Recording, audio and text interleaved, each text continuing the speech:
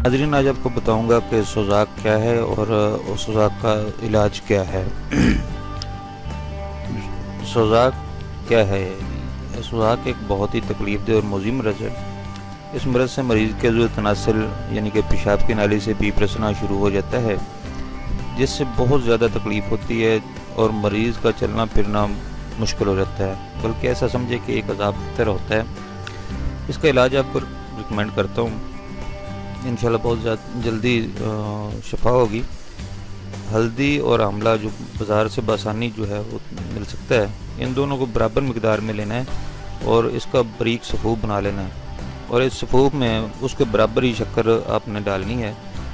तो ये सफ़ूफ जो तैयार हो जाएगा, इसको इस्तेमाल करना है सुबह खाली पेट। आपने 1 तोला सुबह खाली पेट ताज़ा पानी के साथ इस्तेमाल करना और इंशाल्लाह बहुत जल्द आप इसका रिज़ल्ट देखेंगे। अगर मर्ज़ ये पुराना हो तो फिर ये मुसलसल 40 दिन तक आपको इस्तेमाल करना पड़ेगा। और इसमें परहेज़ आपको बताता चलूँ कि सुरख मिर्च और गरम मसाला जात जो हैं वो उनसे परहेज़ करें और बीवी के साथ जमा मुबाशरत जो होता है, मसलन बीवी के साथ मिलने से भी परहेज़ करें।